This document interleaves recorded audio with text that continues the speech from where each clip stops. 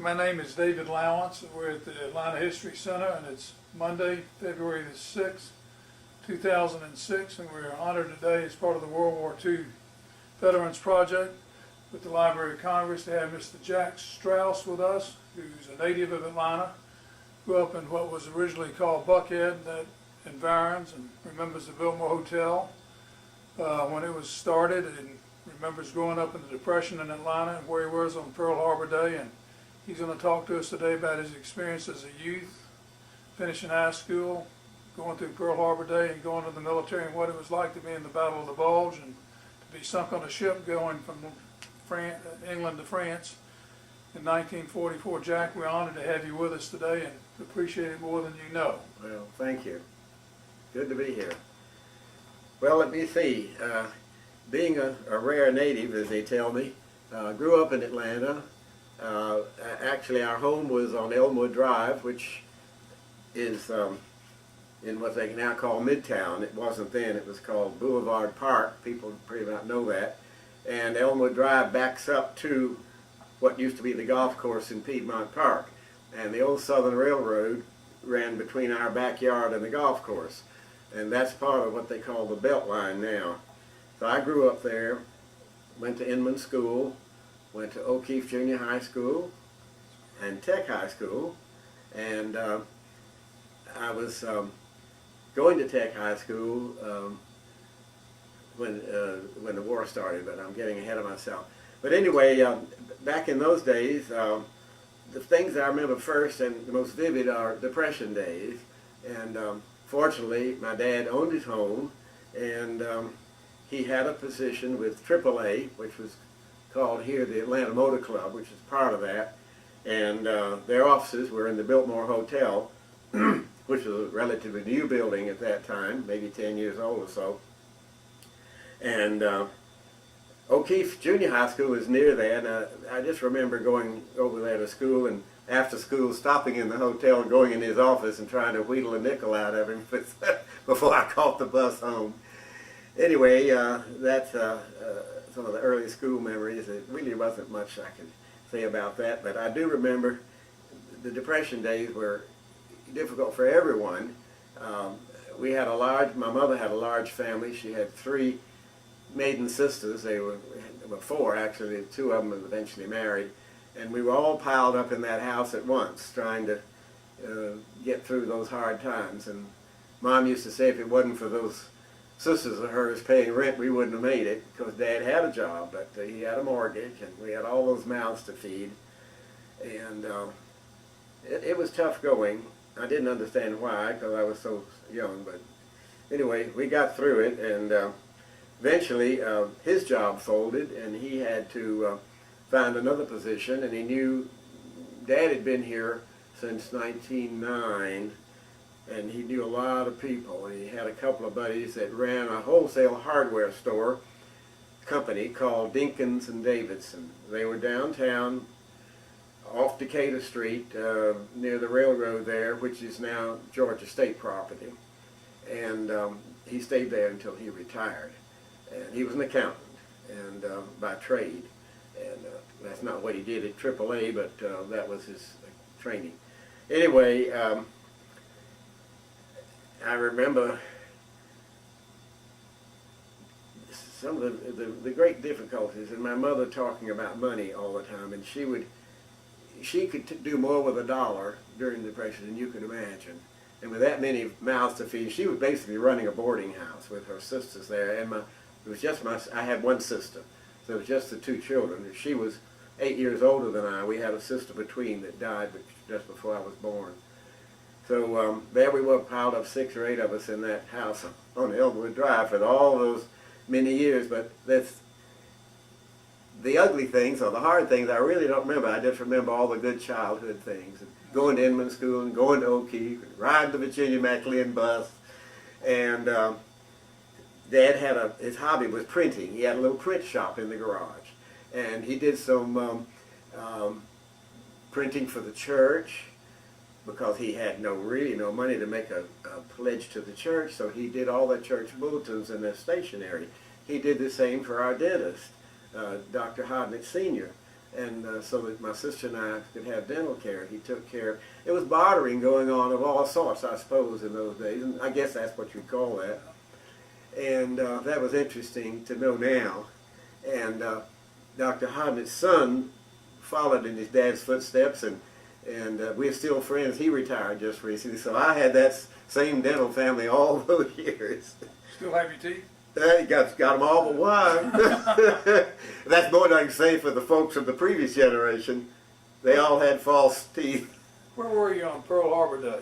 I was still in high school, from Tech High School. It was Sunday, as we all remember. We came home from church, turned on the radio, and heard this.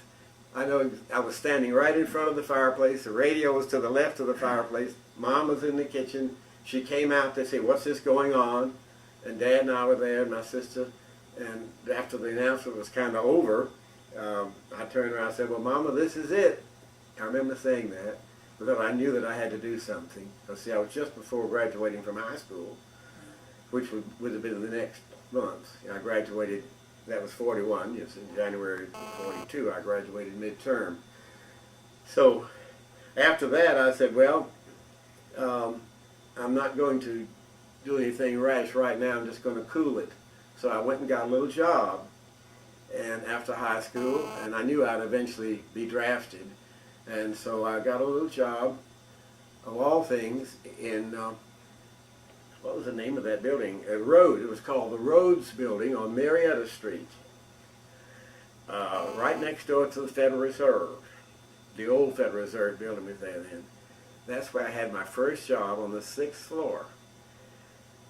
Jump ahead. When I retired from the AJC, who occupied at that time that same lot, built their building where that old building was. I said, this is the beginning and an end in the same position on Marietta Street. Anyway, that was just a coincidence. Okay, so I went to work there, and I stayed till about September. And I had a good buddy up the street I'd grown up with, and named Reynold Negri, and his brother ended up with owning Heron's Restaurant. And everybody knows who Ed Negri is. And in fact, I saw Ed recently at a book signing that he did that book that he has written about the restaurant. And so anyway, his brother Reynold and I were the same age, and we decided, well, let's just go ahead and get it over with, and let's don't get drafted, because they'll give you an M1 and you're going to be out there in the infantry. So we were both interested in electronics, and he was quite a way into his hobby, and he taught me a lot, just as kids do, you know, messing with radios and whatever. So Reynold and I went out to, I've forgotten what the recruiting office was. We probably had to go to Fort McPherson. Anyway, we went there together and enlisted, and we enlisted in the Signal Corps because we knew that would be where we could conceivably get into something we were interested in, a radio or whatever. So right away, they said, okay, we'll get you enrolled, and in a couple of 3 weeks we'll let you know what to do.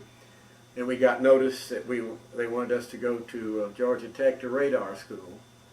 So they sent us over there, and this was a 24-hour thing. Everything, by that time, the war was in full swing, and businesses were running 24 hours. Schools like that were running 24 hours. And so we stayed there for several months, and he made better grades than I did. So Reynold went on to the next stage. I think it was in quarterly increments, and mine were not so hot. So they said, well, we're going to just have to send you to a Signal Corps camp to pick up where we left off. And so that would have been several months later. I don't remember what month I went, but they sent me to Camp Crowder, Missouri. That was a Signal Corps camp for basic training. This was in 1943? That's in 43. Yeah, okay. Yeah. And I had enlisted in October of 42, but we went to that school for 6 months. I went to that school for 6 months here at Tech. So got out there and actually was enrolled in the 26th day of April 43, and I was discharged April 26, 46, 3 square years, not counting the enlistment at Tech. So yeah, everybody's been through basic training, and that's all pretty rough and the same thing. And there's some, that's really not much to remember about it. One of the highlights was my dear sister, bless her heart, came all that distance to see me because I was not able to get a furlough, and she was afraid that I'd get sent overseas. Her husband was already overseas. I have a picture here that I can show you where she and I are standing outside the orderly room at our base. So I stayed there and went through basic training, and it was a little small group, and I understand it now and did not then. We were not like the other recruits. We were in a little thing called Signal Service Unit or something.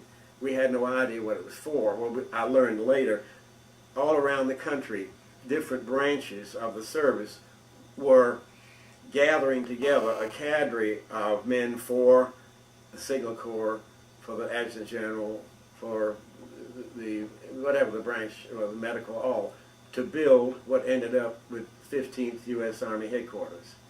So that's what that was, and we had no idea what we were training for. But anyway, we got through with our basic and kept this group together, and they said, well, you're not going to climb poles, and you didn't do well in the radar school. What can you do? I said, well, I'm a very fast typist. I won prizes in school typing. And they said, great, off to clerk school. So they sent me off to clerk school to finish up during basic. And I don't remember how many months it was, but I was at Camp Crowder. I already knew how to type, and I was just running rings around it. It was just great because it probably saved my life. I ended up with a carbine rifle, and a typewriter, and usually a piano. I'm also a musician. And the boys always wanted to see sure Jack had a piano to play, so I played piano across Europe on top of everything else. But anyway, it was fun, and after that, our little group was sent down to Fort Sam Houston, San Antonio. And there we realized what was happening. We realized we were going to be part of this new 15th U.S. Army Headquarters. And this was, of course, a little bit later. The war was red hot in Europe. I was actually in the Fort Sam when D-Day came, and we heard all that. We were not ready to go overseas. So am I getting too fast ahead? You're doing fine. So just remember little things about that. Security was extremely tight. That's probably when I found that little piece of propaganda that I've given you. Anyway, they put us on a train, and we had to keep the blinds pulled, and we did have sleepers. And I thought, well, they said we're going to New York port, and it just took days. We found out later that because of who we were, I guess there's suspicion that maybe the enemy is snooping all the time, and they didn't want a new Army headquarters loose. So we were routed up through the Midwest somewhere, and the next thing you knew, we were coming through Canada. Took us all the way up there and across the middle part of Canada to the east, and then back down the Hudson River Valley to New York City. We didn't know where we were. It was dark at night, and we wouldn't let them pull the blinds up anyway. And so we were brought into something in the East River, upriver, called Fort Slocum. I don't know if it's still there or not. And that was quite isolated. And I thought, well, this is it. We'll just take off from here. Do you know what? We couldn't believe it. They said, you're going to have leave. You're going to get into the big city. Well, my sister was in Boston at the time because before her husband went overseas, he was stationed there in the Air Force. So she was still in Boston. And so, of course, I got on the phone somehow or another and called her, and she got on a train and came down to New York City. So the two of us just had a wonderful time. It's a great thing for me just before going overseas. And the Big Apple was busy, just, all about the war, and service people everywhere. And she had a friend there from Atlanta who grew up right in our neighborhood, a delightful little gal, and she was like my sister, 8 years older. This backs up a little. But my sister and I were always very close because there was no rivalry. She was so much older. She was great help in raising me, I'm sure. So all of her lady girlfriends as teenagers, they had a nickname for me. Take me. Everywhere she went, I wanted to go, and I'd say, take me. Well, they said, don't take him. So Well, we went to see this gal who had moved to New York, and she was secretary to a quiz program thing, Major Bowes. You may have never heard of that, but it was something called the Major Bowes Hour. It was an amateur thing, and they would come on. Anyway, she had a pretty good job there, and so we called up, her nickname was Jimmy Walensky. So we went to see Jimmy. She was married by that time with another name. And she had a lovely apartment up on Fifth Avenue somewhere. And we had a doorman. We were so impressed we had to get in. She hadn't seen me in 8 or 10, 12 years. So we rang the doorbell, and she opened the door, and they hugged and carried on, and she looked at me. They were, like this, and I'm 6 foot. And she said, "Oh, I'm so glad to meet your husband." She said, "This is my husband. This is Jack." She looked at me. She says, "This can't be. Take me." I remember that. Isn't that funny? So we that was kind of a high point in the little visit to the Big Apple. So I think we had about 2 days, and then back to Fort Slocum, and we sat there, and I don't know how long, but then late one night they said we're getting ready to embark. So they put us on something like, I guess it was like a ferry boat, and the next thing I knew we were down. I know now whether we were out around in the Hudson side where the big ships docked, and there was just this big black wall there, and I realized it was the side of a large ship we couldn't even see up. Well, it turned out to be the Aquitania, which was a large passenger canard ship of the Titanic type, built a couple of years after that. They were all pretty much like the big old four-stack things. Interesting. My favorite Aunt Pat, had her husband was a physician and orthopedic surgeon, and he had been in World War One. Guess what he went to France on in World War One? The Aquitania. So all these funny things were happening in the family. But anyway, he had told me that before, and I knew about it. So when I found out what this was we were getting, I was real pleased. Of course, it was just a mere shadow of a beautiful ocean liner, and I've been on 5 cruises since trying to make up for it. Love that. Anyway, it was exciting because I always loved ships, made ship models and as a kid, and so we went out of New York Harbor alone at night, and as soon as we cleared, they set a course. I guess they were going full tilt. I think they were probably running around maybe 25 knots. They were pretty fast, much faster than subs. Right. So we were by ourselves. However, subs can get a bead on them. So every 18 minutes, they'd throw the wheel just completely, turn that rudder full, and it would do this, and it would turn so violently you could feel it tilt. Yeah. And every 18 minutes, all the way to Europe, it turned. It took longer than that for a sub to get an accurate bead on a ship. We had no escort or anything, just us. That was unheard of because there were all these convoys going and suffering terribly. So we made it, but we went way down the coast because it was November, just before Thanksgiving, and it began to get warmer and warmer and warmer. So we knew we had to be off the Florida coast somewhere, roughly. Then they turned east and went over to the Azores. So that took about 10 days because it was a roundabout way. We ended up at Clydebank, Scotland, and then they took us on a train down to our location in Cheshire in England. It's out in Wales, Cheshire County, and famous for Cheshire cats. If you remember Alice in Wonderland, I had read that as a child. And anyway, we stayed there and for about roughly Thanksgiving through Christmas. And I remember Thanksgiving they were trying to have a good old American dinner, and they didn't have the facility to thoroughly cook the turkey. They were pink inside. It was awful, but we tried, and it was a miserable winter. It was by that time the V2s were falling all over London in the area, or wherever they would fall. They weren't directed. So we went on a break, had a little furlough, and they let us go to London, and had a buddy with me, and they'd already changed our money, That was the old English money, and boy, was it complicated. No decimal system, you know. Anyway, I said, well, let's go to the theater. So we got a taxi from the Red Cross Hotel where we were staying, and went to one of the theaters down, I guess, Leicester Square, and we went in and just had a wonderful time. We didn't know what to do with the money, and so the lady said, all we have left is a box seat. So we didn't know how expensive it was. We just handed her something, hoped that she'd give us some money back. We had a great time. We were right on the edge of the stage in the primary box of the house. And in those days, in British theaters, live theaters, waitresses would come around and take little orders, and at the break they'd come back and bring you some tea or lemonade or cookies or something, whatever they had. And that was a thing I never heard of.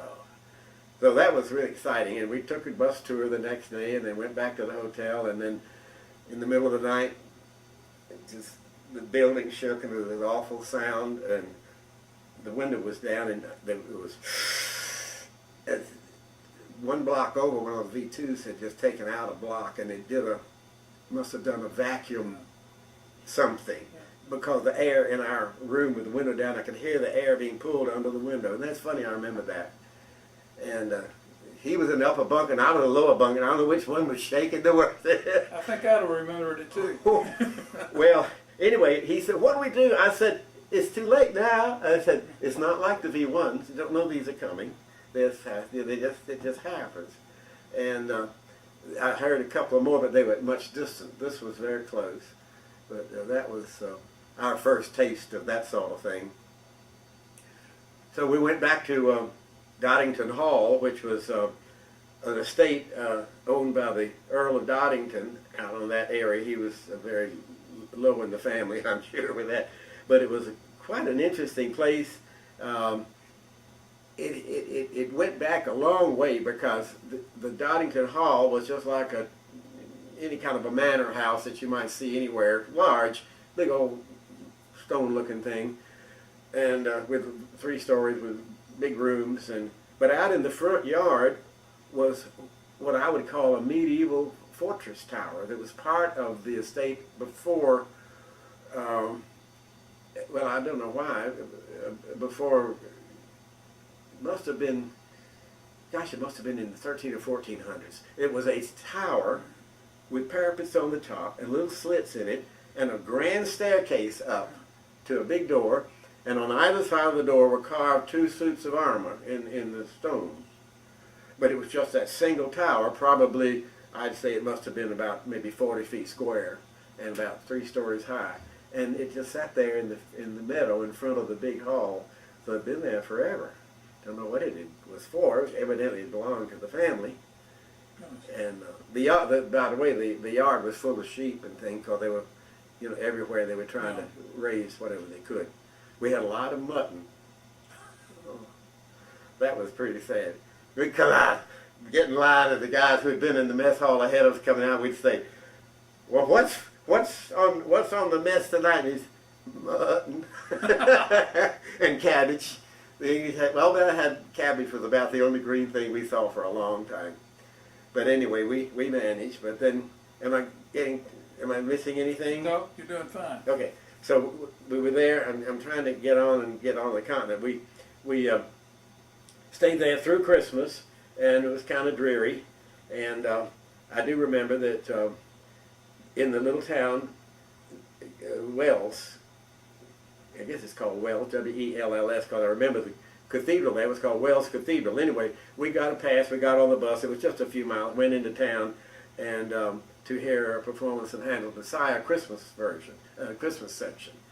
And it's funny how you remember things. It was beautiful, it had a little orchestra and a beautiful chorus, and the soprano was so pregnant that it was embarrassing.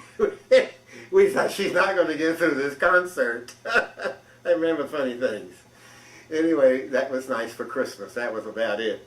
And, well, we did have services because we had some wonderful chaplains. I have to say that.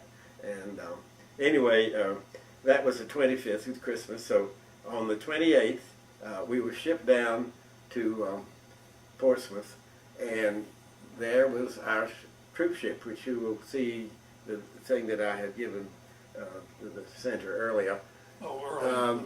Okay. detailing that little short voyage. But there was this ship called the British troop ship called the Empire Javelin, and it was a Liberty ship made by Kaiser. You probably read about that. And they threw those things together in days.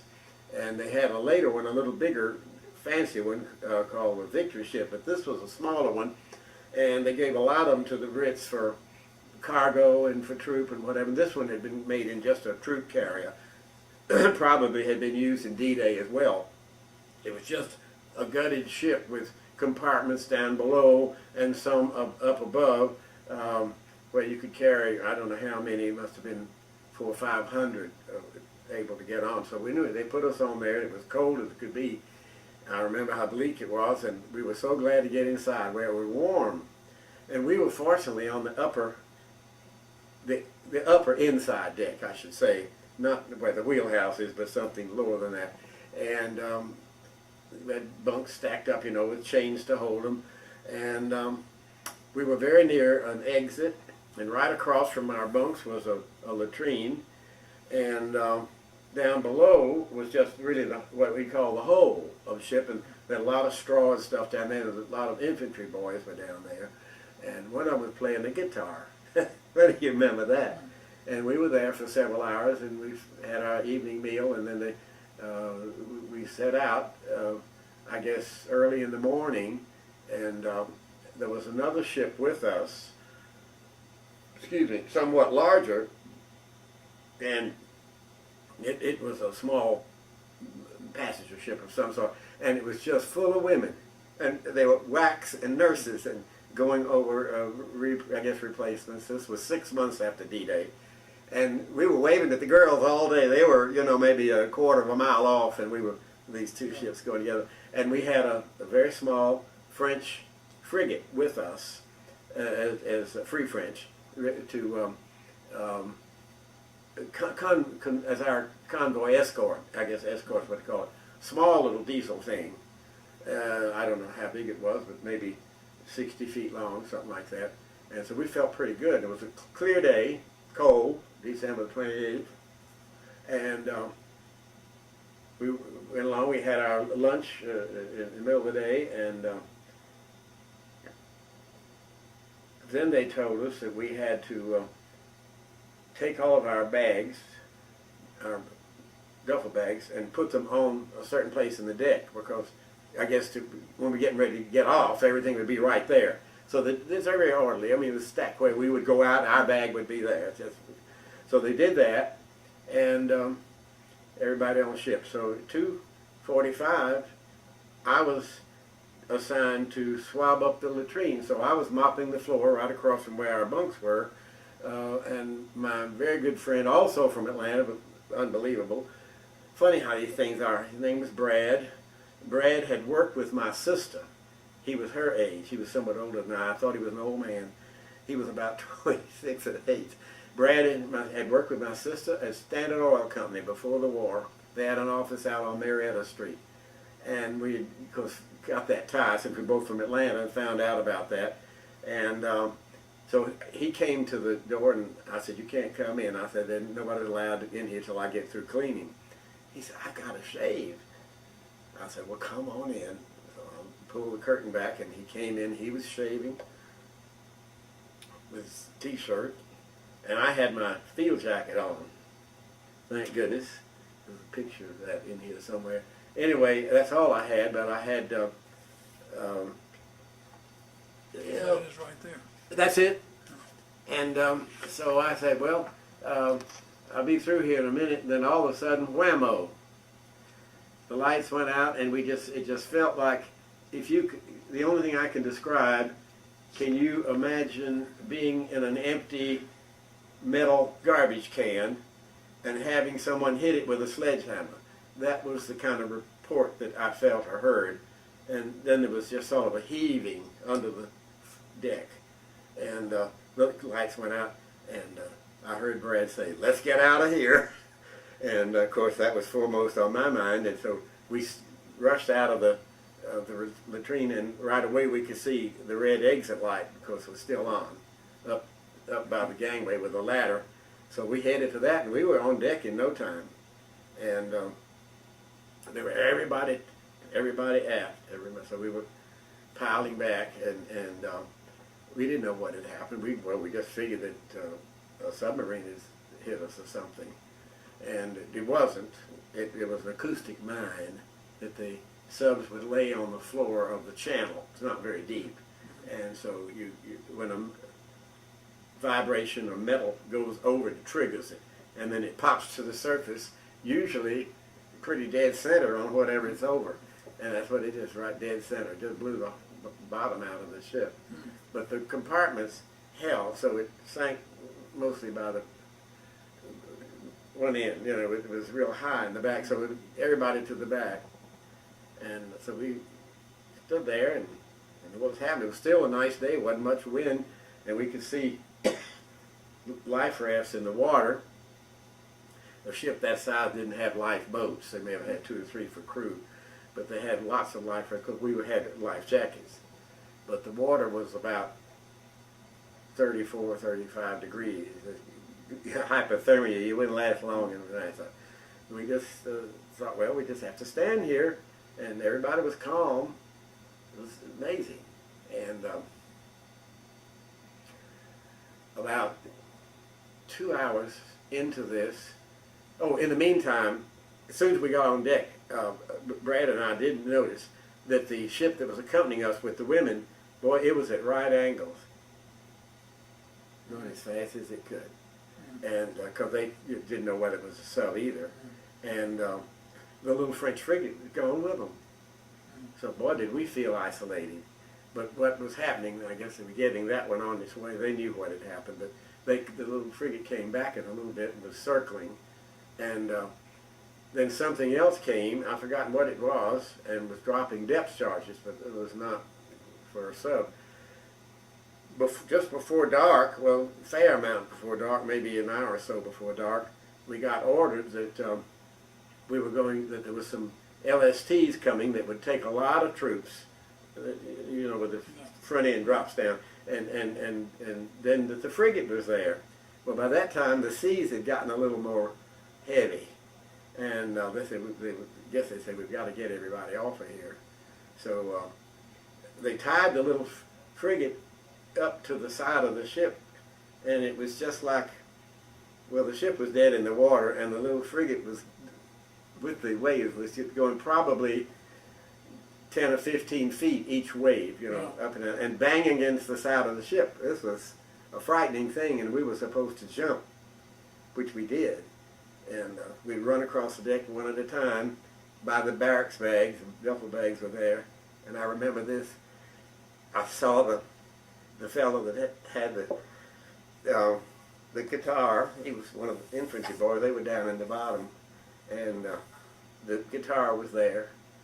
And right where everybody was stepping on it, trying to run out. And funny you remember that sort of thing. But anyway, we were told, stand there and wait. And when the little frigate came up, we were to jump. And the French sailor would grab you and throw you across the deck. So that's how I got off. And I don't know how many were on that, because it was just a small thing. And we were just standing outside on the deck. And the few that could get inside was standing in by the diesel engine. It was hot. And outside it was cold. So we'd take turns getting inside to get warm. I don't know how many of us were on there, but I didn't see many of my group, because this was a mixed group of people, and I didn't see any of my signal people.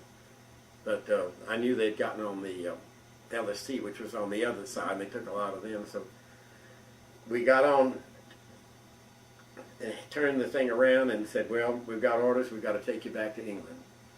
So we turned around, we were halfway there, so we turned around, and about 3 o'clock in the morning we could see, there were no lights allowed, but we could see port, we could see silhouettes. We knew we were close to the port again.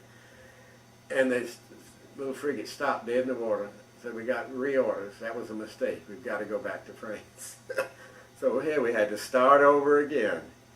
And so we arrived about I don't know, it was fast. That little thing could move. It wasn't like, it was, that's what its duty was for. Anyway, we skidded across there in a relatively short time. We would probably be back over there by 8 o'clock in the morning. It was still dark, and Le Havre was south of there, but there was no way to go in there because it was a mess. And so they just dropped us on the beach north of Le Havre, and we walked up the beach, and there was not a soul there. And I thought, well, good grief, this is really rough. And I did see this Red Cross wagon, what we call the coffee wagon or the donut wagon, and 2 Red Cross girls. And they had the coffee and the donuts and a big pile of blankets. And boy, that blanket was welcome, because I was lucky I had a jacket, and I had my gloves in my pocket. And I had a piece of a parachute, which was made of, we cut up to make a, back in England, to make scarves, because it was nylon, and nylon's warm, and nylon was hard to come by then. They made parachutes out of it. That's why women didn't have any stockings. So I had that, and I felt real lucky. And all Brad had was a blanket and his T-shirts, and all of us. We just went. We didn't have a weapon. Our officers had sidearms, and they had those on, but we didn't have rifles. I mean, our carbines were on our bunks and with everything. So there we stood, and eventually they had some. I don't know how long we waited, but some 2.5s came and picked us up and took us to a little town called Harfleur, Harfleur. I think I saw it on the map not long ago. On the coast, it had been a kind of a resort and a little hotel there, and not a window in it. And but they said, well, it'll at least be out of the weather. And we went inside, and it had been, the French had used, or the Germans had used it as a barracks, and had the old bunks, double bunks with the straw mattresses. And by that time, had been fed, we had a meal, and it was night by then, and we got in that bunk, and boy, I was exhausted. I was ready to go to sleep. But I hadn't found hardly any of my buddies, and it was a rough night, but I just said my prayers. I was thankful I was on dry land. We'd made it. And so the next morning, we went out, and we'd had to dig our bathroom facilities, and had everything that we could muster up. And by that time, a portable mess hall situation had been driven up from somewhere, and they were able to give us something to eat, and passing out the K rations and that sort of thing, and they had hot coffee. Thank goodness, hot coffee kept us going. But the reason for all that was, as I mentioned to you earlier, the Battle of the Bulge was in full swing. All the supporting troops in that area had been called in to the breach. Everybody, the motor pool people, the mess hall people, the cooks were gone, everybody, clerks and all, at the lower headquarters. Well, we were Army headquarters, and we were supposed to be there to administer this division that was under us to start with. So, to make a long story short, we finally were taken to what had been a French barracks there, not too far away, and it was reasonable. I mean, we had secure buildings with a roof on it, and a mess hall that was usable, and we were able to begin to get decent food, although that thing was still raging not very far away from us in the Ardennes forest. We were just a few miles south of that, and that's where I was when I had to make the trip to Paris, riding shotgun with the cryptographic equipment. And we'd been there just a few days, and I was thrilled to death to get out of that scene. But by that time, I had run into all of my buddies that I knew well. I didn't lose anybody that was my close friend. One of my buddies was blown overboard. He was on deck when this happened, and his life jacket caught on a piece of metal that was sticking out of the side of the ship. It was some kind of a davit or something, and he was unconscious, didn't know it, and he was hanging by a strap on his life jacket. We call it a Mae West, and he was hanging by his Mae West over the water, and so the guys pulled him back on board and put him with the triage group, and he was sent off to the hospital. We didn't see him for quite a while. He didn't know about that too. He got back to the hospital, and we told him, he didn't know he was hanging over the water like that. And Do you remember being scared at that point in time? when with the initial blast, I was getting up the steps, but when we got outside and things were calm, the ship was not immediately going down. I wasn't scared. I was quite calm. As I said, everybody seemed to be calm. We just felt confident, and that things would work out. It wasn't like the ship was sinking immediately. It did eventually sink. I've left that out. Yeah, when we were all as many as got off, I guess I don't know how many. They must have gotten them all off, because I know I was on the little frigate, and we pulled away, and we turned around and somebody said, "Look!" And we heard another explosion quite a ways. We must have been half a mile off, and by that time, obviously, something had happened. It was dark, getting dark. The Germans had heard or knew about it, and they sent a sub up to finish it off. It was a sitting duck, so they torpedoed it, and we saw it like, and when the torpedo hit, all those barracks bags went through the air.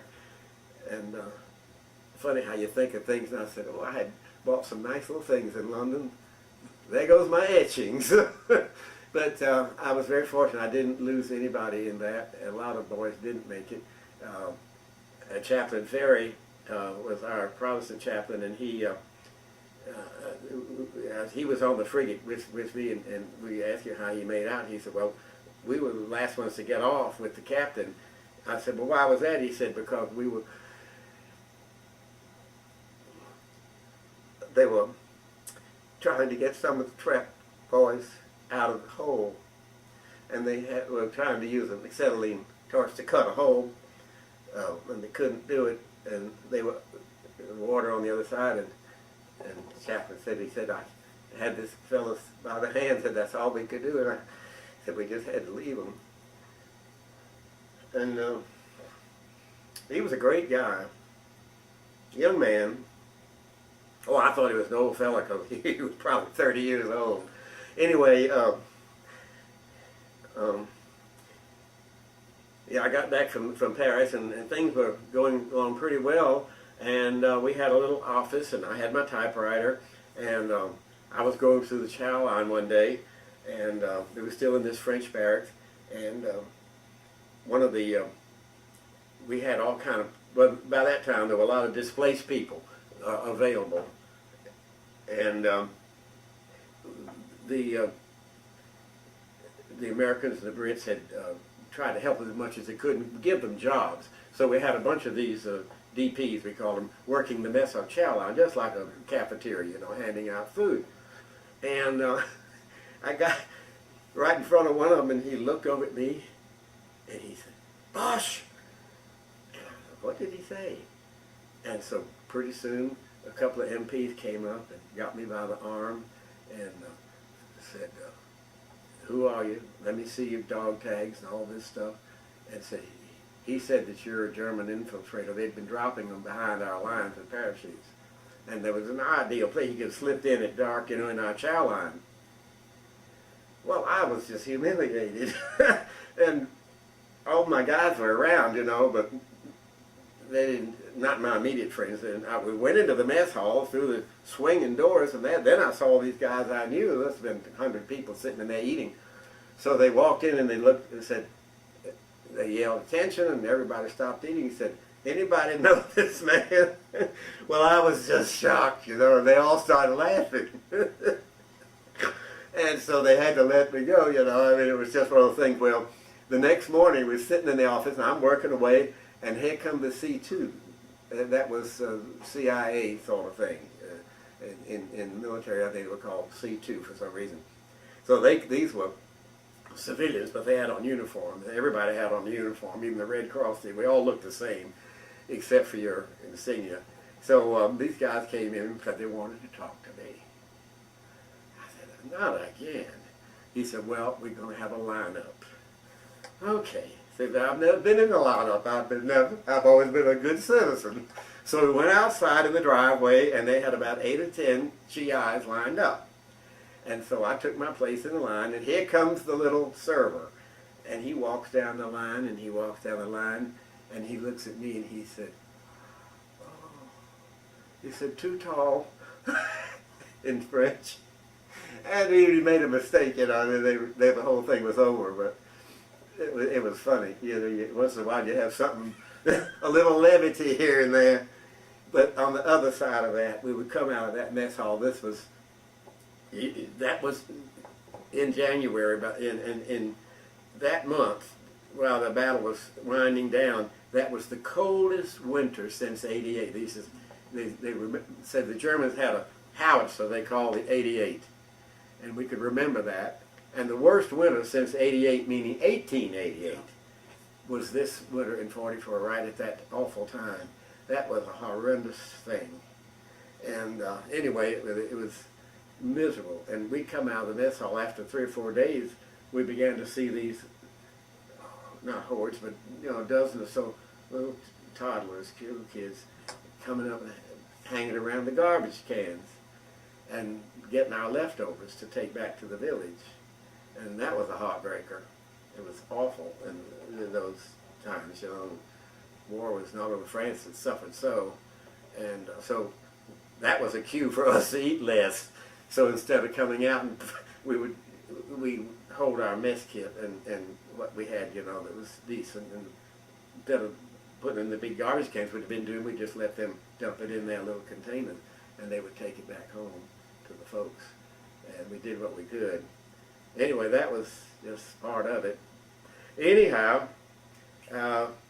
then from then on, things began to get progressively better. The battle had ended. We stayed there till that was over, and they thought if they hadn't been able to end it, they were really talking about they'd given us numbers, our clerical people, and by that time they reissued carbines, so we had weapons again, and but we were moved from there, of all places, to King Leopold's summer palace in the Ardennes forest. And the officers, of course, stayed in the palace, which is not a large thing, but it was beautiful, full of antiques and glass cases with stuff in it. We had to go in there for our mess hall, and they had all these carpets laid out for us to walk on, not to score the beautiful hardwood floors, so we could eyeball all this stuff as we were walking into the mess hall. We were staying in the stables, which had been converted to, I mean, they had been stables, they were garages, I guess you'd say. Upstairs where the stable guys used to live, that was where our quarters were. It was large, big place. I guess the king had a pretty good entourage when he went out to his summer palace. And he had a golf course there. No. We drove up, when we were driving up, the first thing, there was a tee, or not a tee, a green, and instead of a cup and a flag sitting in it, there was a German rifle stuck in the ground with a helmet on the top, and they'd buried him right there.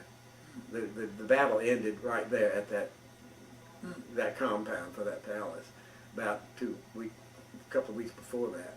Of course, they came along later and took the bodies proper, but they just did what they had to do. Anyway, we had a decent place there, and from then on, we had decent quarters. We had hot food most of the time, but we didn't have anything. We didn't have anything green. That just couldn't come by anything. We had cabbage occasionally, lots of potatoes, and they did the best they could, and no milk, and so it was, you know, not like we just they do better now with feeding troops. I know that, but it was difficult, and we turned that stuff down a lot.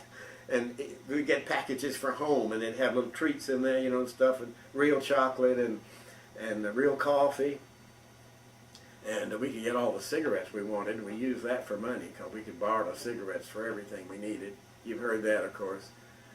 And what was Remagen like? What? Remagen. Oh, well, we drove over there, and we'd heard all about that. We were in a little town called Bad Neuenahr, which was, you're familiar with the Rhine Valley, it's the river's quite low, and there's a lot of hills, mountains, low mountains on either side, with all those old medieval castles and everything. Well, this little town was up on the bluff of one of those, and so the Remagen Bridge head was down where the river was, and I had, as I say, to go there on this deal, and so so I got to ride in the command car, and I was really pleased about that. We crossed the river and delivered what we had to deliver and turned right around and came back. It was, we didn't see town or anything. There were just troops everywhere and tanks, and we just went to the headquarters building, delivered what we had to, and turned around and went back across the bridge and then back to our town. That's all I remember about it, except that I remember that in a week or two it fell down, 24 hours or something. I mean, it didn't last long, but it allowed a good beachhead while the engineers were putting up their pontoon bridges up and down the river otherwise. So that was a... And you know what, when we got there, they told us that we couldn't go for, if we'd been a little early, we couldn't have crossed, said because they were still removing the explosives that the Nazis had put under the bridge, intending to blow it. And for some reason, I don't know what the reason is now, we knew then, they moved real quickly, or the fuse didn't work or something. And so the tanks, the first echelon of tanks got across that bridge before they were able to blow it, and sent them in retreat, and that was just a tremendous break.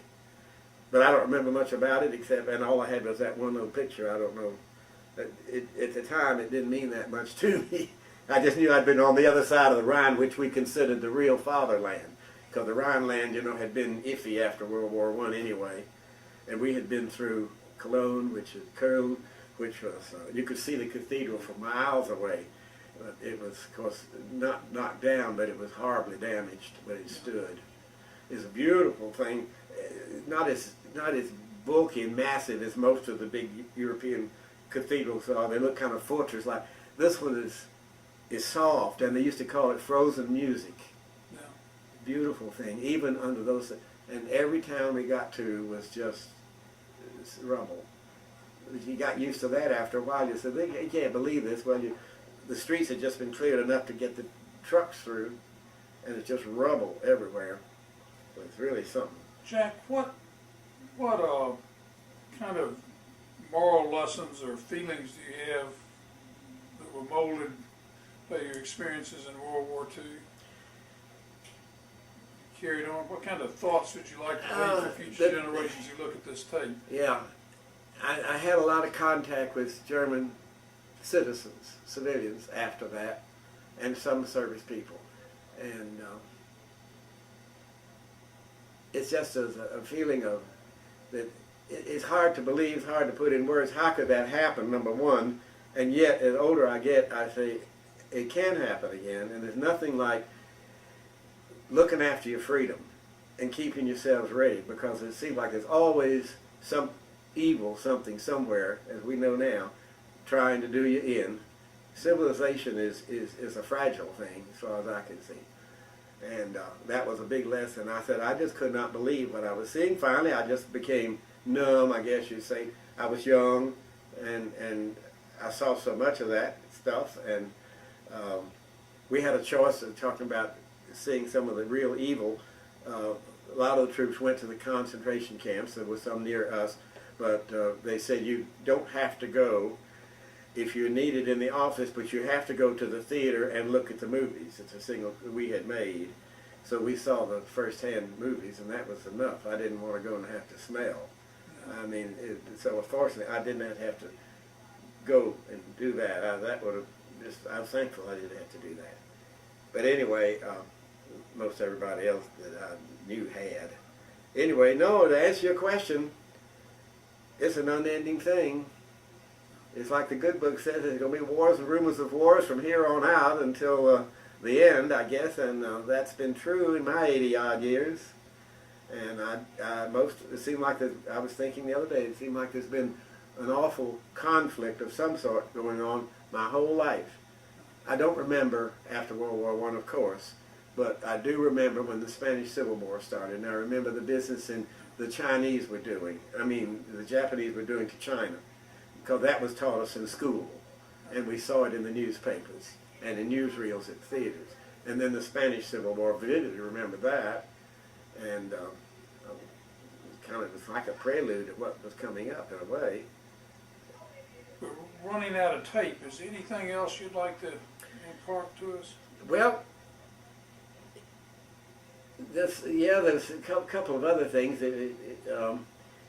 I made the best of it. I've told you all this awful stuff, but once the war was over and we had better accommodations and we celebrated on victory from in Europe, and we were in a town called Bad Nauheim, which was a spa, which was basically untouched. We had good accommodations. I was able to take several more trips. I went to Paris 7 times. I went to Switzerland. I bought my dad a watch, which he wanted. I did the most I could. I saw a lot of wonderful museums, a lot of great concerts and opera and stuff that I was interested in as a musician, and tried to make the best of it. And then it was not unpleasant at all. Met some nice German families who had been through hell, and got to know those people and find out, that they weren't all the sorry crowd. They were caught in the wrong corner, and they suffered horribly.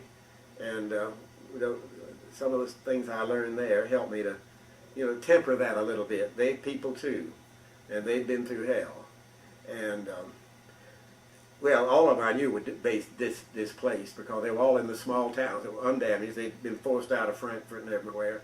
Old people and young people. Are we out of tape? We're getting there. We're not quite out. I can't see. We're almost out. Now, I'll tell you one little quick thing. Coming home was just delightful because I don't get seasick. Lucky. That's why I say I like to go on cruises. But anyway, the trip ship coming home was a real one. Not a huge thing, but a regular trip ship, and it was relatively comfortable. They had it stocked with all the stuff we had, and had fresh milk, some vegetables and things. We hadn't gotten out of Bremerhaven into the North Sea when whammo, we hit a storm that followed us almost to New York.